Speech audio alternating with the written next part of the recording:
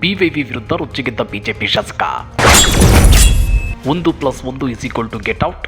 BJP ಬೆಂಕಿ ತಗದಗ. Bombay team ಮತ್ತೆ full active. ರಾಜ್ಯ ಬಿಜೆಪಿಯಲ್ಲಿ ಯಾವುದು ಸರಿ ಇಲ್ವಾ? ವಿಪಕ್ಷ ನಾಯಕ ರಾಜ್ಯಾಧ್ಯಕ್ಷರು ಆ ಸ್ಥಾನಗಳಿಗೆ ಲಾಯಕ್ಕಲ್ವಾ? ರಾಜ್ಯ ಬಿಜೆಪಿಯ ಪ್ರಮುಖ ಮುಖಂಡರ ಮೇಲೆ ಬಿಜೆಪಿ ಶಾಸಕರೇ ಮುಗಿ ಬೀಳ್ತಾ ಇರೋದಕ್ಕೆ. ಶಾಸಕರನ್ನ ಹದ್ದುಬಸ್ತಿನಲ್ಲಿಟ್ಟುಕೊಳ್ಳಲು ವಿಜಯೇಂದ್ರ ಅವರಿಗೆ ಸಾಧ್ಯವಾಗುತ್ತಿಲ್ವಾ? ಏನದು 1+1 get out? Bombay team BJP ರಾಜ್ಯ ನಾಯಕರ ಮೇಲೆ ಕೊತ್ತ ಅಂತಿರೋದಕ್ಕೆ ಗೊತ್ತಾ? ಅದನ್ನ ಡೀಟೇಲ್ ಆಗಿ ತೋರಿಸ್ತೀವಿ. ಆದ್ರೆ ಅದಕ್ಕಿಂತ ಮೊದಲು ಹಲೋ ಕನ್ನಡ ಯೂಟ್ಯೂಬ್ ಚಾನಲ್ ಅನ್ನ ಸಬ್ಸ್ಕ್ರೈಬ್ ಮಾಡ್ಕೊಳ್ಳಿ. ಹಾಗೇನೇ ಪಕ್ಕದಲ್ಲಿರೋ ಬೆಲ್ ಬಟನ್ ಅನ್ನು ಪ್ರೆಸ್ ಮಾಡಿ. ಬಾಂಬೆ ಟೀಮ್ 2019ರಲ್ಲಿ ಸಿಕ್ಕಾಪಟ್ಟೆ ಸದ್ದು ಮಾಡಿ ಸುದ್ದಿಯಾಗಿದ್ದ ಹೆಸರು. ಈ ಟೀಮ್ನಲ್ಲಿ ಸಾಕಷ್ಟು ಮಂದಿ ಸಿದ್ದು ಶಿಷ್ಯರು ಇದ್ರು ಅನ್ನೋ ಮಾತಿದೆ. 2019ರಲ್ಲಿ ಈ ಬಾಂಬೆ ಟೀಮ್ ಸಹಾಯದಿಂದಾಗಿನೇ ರಾಜ್ಯದಲ್ಲಿ ಬಿಜೆಪಿ ನಾಯಕರು ಕಾಂಗ್ರೆಸ್ ಜೆಡಿಎಸ್ ದೋಸ್ತಿ ಸರ್ಕಾರವನ್ನ ಕೆಡವಿ ತಮ್ಮ ಸರ್ಕಾರವನ್ನ ರಚಿಸಿದ್ದು. ಆದ್ರೆ 3.25 ವರ್ಷ ಅಧಿಕಾರ ನಡೆಸಿದ ಬಿಜೆಪಿಯನ್ನ 2023ರ ಸಾರ್ವತ್ರಿಕ ವಿಧಾನಸಭಾ ಚುನಾವಣೆಯಲ್ಲಿ ಜನ ಸಾರಾಸಗಟಾಗಿ ತಿರಸ್ಕರಿಸಿದ್ರು. ಇದರ ಬೆನ್ನಲ್ಲೇ ಬಿಜೆಪಿ ಸೇರಿ ಮಿನಿಸ್ಟರ್ಗಳಾಗಿ ಹಿರಿಯಿರಿ ಹಿಕ್ಕಿದ್ದ ಬಾಂಬೆ ಬಾಯ್ಸ್ ಸ್ಕೇಲ್ ಕೂಡ ಖತಮ್ ಆಯ್ತು. ಸದ್ಯ ಬಿಜೆಪಿಲಿರೋ ಬಾಂಬೆ ಬಾಯ್ಸ್ ಮೂಲ ಬಿಜೆಪಿಗರಿಗೆ ಫುಲ್ಲದ ಶಿಷ್ಯುಗಳಾಗಿದ್ದಾರೆ. ಅವರಿಗೆ ಕನಿಷ್ಠ ಮಾನ ಮರ್ಯಾದೆಯನ್ನು ಕೊಡ್ತಿಲ್ಲ ಅನ್ನೋ ಮಾತುಗಳು ಕೇಳಿ ಬರ್ತಿವೆ. ಅದೆಷ್ಟು ಬಾಂಬೆ ಟೀಮ್ ನಲ್ಲಿದ್ದ ಸದಸ್ಯರನ್ನ ರಾಜ್ಯ ಬಿಜೆಪಿ ನಾಯಕರು ಲೆಕ್ಕಕ್ಕೂ ತಗೊಂತಿಲ್ಲ. ಅದರಲ್ಲಿ MLC H Vishwanath, MTB Nagaraj ಅವರಂತೂ ಲೆಕ್ಕಕ್ಕೆ ಇಲ್ಲ ಬಿಡಿ. ಇನ್ನ ವಿಧಾನಸಭಾ ಚುನಾವಣೆಯಲ್ಲಿ ಸೋತ ಬಿಸಿ ಪಾಟೀಲ್, ಶ್ರೀಮಂತ್ ಪಾಟೀಲ್, ಮಹೇಶ್ ಕುಮಟಳ್ಳಿ, ಶ್ರೀರಾಮುಲು ಅವರಂತೂ ನಿಧಾನಕ್ಕೆ ತೆರೆಮರೆಗೆ ಜಾರುತ್ತಿದ್ದಾರೆ. ರಮೇಶ್ ಜಾರಕಿಹೊಳಿ ಶಾಸಕರಾಗಿ ಬಿಜೆಪಿಯಲ್ಲಿದ್ರೂ ಇಲ್ಲದಂತಿದ್ದಾರೆ.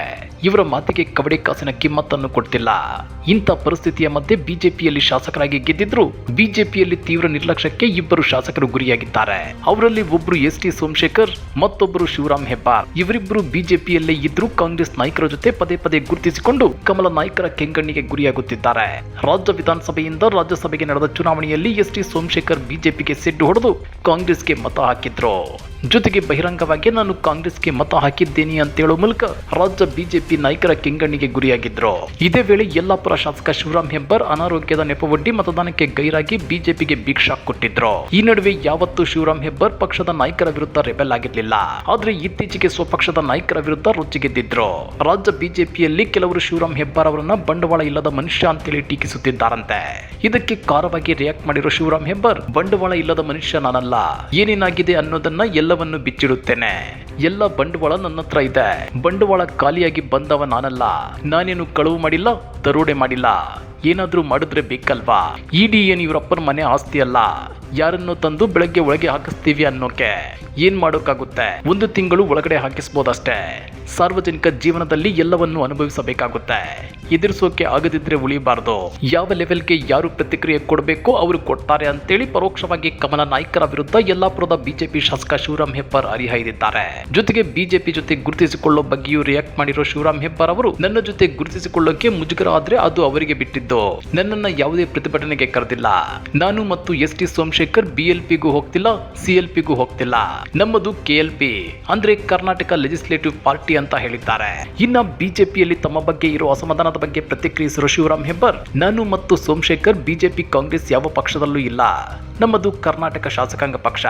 ನನ್ನ ರಾಜೀನಾಮೆ ಕೇಳುವ ಹಕ್ಕು ಬಿಜೆಪಿಗಿಲ್ಲ. ಬೇಕಿದ್ದಲ್ಲಿ ಉಚ್ಚಾಟನೆ ಮಾಡಲಿ ಅಂತೇಳಿ ಸವಾಲೆಸೆದಿದ್ದಾರೆ. 2019ರಲ್ಲಿ ಬಿಜೆಪಿ ಸರ್ಕಾರ ರಚನೆಗೆ ಕಾರಣರಾದವರು ನಾವು.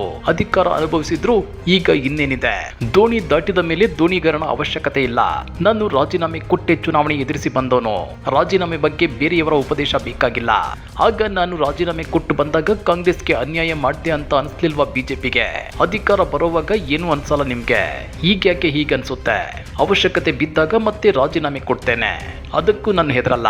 ನನ್ನ ಕ್ಷೇತ್ರದ ಜನರ ಮೇಲೆ ನನಗೆ ವಿಶ್ವಾಸವಿದೆ ಅಂತೇಳಿದ್ದಾರೆ. ಇನ್ನ ಎಸ್.ಟಿ. ಸೋಮಶೇಖರ್ ಮತ್ತು ಶಿವರಾಮ್ ಹೆಬ್ಬಾರ್ ಬಿಜೆಪಿ ಬಗ್ಗೆ ಇಷ್ಟೆಲ್ಲ ಮಾತನಾಡ್ತಿದ್ರು ರಾಜ್ಯಾಧ್ಯಕ್ಷ ಬಿ.ವೈ. ವಿಜಯೇಂದ್ರ ಅವರಿಗೆ ಅವರ ವಿರುದ್ಧ ಕ್ರಮ ತೆಗೆದುಕೊಳ್ಳೋಕೆ ತಾಕತ್ತಿಲ್ಲ. ಇವರ ವಿಷಯದಲ್ಲಷ್ಟೇ ಅಲ್ಲ, ಯತ್ನಾಳ್ ಅವರು ಕೂಡ ಪದೇ ಬಿಎಸ್ವೈ ಮತ್ತು ವಿಜಯೇಂದ್ರ ಅವರ ವಿರುದ್ಧ ವಾಗ್ದಾಳಿ ನಡೆಸ್ತಾನೆ ಇರ್ತಾರೆ. ಅವರ ವಿರುದ್ಧವೂ ವಿಜಯೇಂದ್ರ ಕ್ರಮ ತೆಗೆದುಕೊಳ್ಳೋಕೆ ಬರ್ತಿಲ್ಲ. ಹೀಗೆ ಎಲ್ಲರ ವಿರುದ್ಧವೂ ಕ್ರಮ ತಗೊಂಡ್ರೆ 66 ಸೀಟು ಇರೋ ಬಿಜೆಪಿಯ ಸಂಖ್ಯೆ 50ಕ್ಕೆ ಇಳಿದ್ರೂ ಆಶ್ಚರ್ಯವಿಲ್ಲ. ಹಾಗಾದ್ರೆ ಬಿಜೆಪಿಯಲ್ಲಿರೋ ಬಾಂಬೆ ಟೀಮ್ ಮತ್ತೆ ಆಕ್ಟಿವ್ ಆದ್ರೆ ಬಿ.ವೈ. ವಿಜಯೇಂದ್ರ ಅವರಿಗೆ ಬೆವರಿಳಿಸುತ್ತಾ? ರಾಜ್ಯ ಬಿಜೆಪಿಯನ್ನ ತಮ್ಮ ಹಿಡಿತಕ್ಕೆ ತೆಗೆದುಕೊಳ್ಳುತ್ತಾ? ರಾಜ್ಯ ಬಿಜೆಪಿಯಲ್ಲಿನ ಬಾಂಬೆ ಟೀಮ್ ದುಸ್ಥಿತಿಯ ಬಗ್ಗೆ ನೀವೇನಂತೀರಾ? ಕಮೆಂಟ್ ಮಾಡಿ, ವಿಡಿಯೋ ಲೈಕ್ ಮಾಡಿ, ಶೇರ್ ಮಾಡಿ. ಇಂಥ ಮತ್ತಷ್ಟು ರೋಚಕ ರಾಜಕೀಯ ಸುದ್ದಿಗಳನ್ನು ಮಿಸ್ ಮಾಡದೆ ನೋಡಬೇಕು ಅಂದ್ರೆ ಹಲೋ ಕನ್ನಡ ಯೂಟ್ಯೂಬ್ ಚಾನಲ್ ಅನ್ನು ಸಬ್ಸ್ಕ್ರೈಬ್ ಮಾಡ್ಕೊಳ್ಳಿ.